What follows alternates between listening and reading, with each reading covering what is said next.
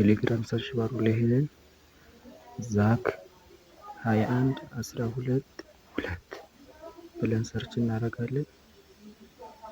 ከዛ እችን ያስቀመጥኳትን ሊንክ እንዲህ እንነካለን።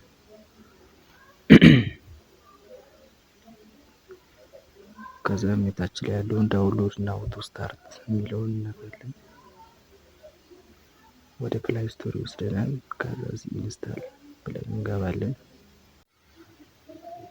ከዛም ታስክ ጋር እንገባና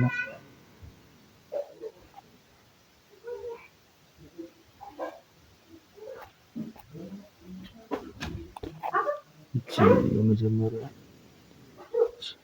ላይቭ የመጀመሪያዎች 80 ሺህ እንሰራለን።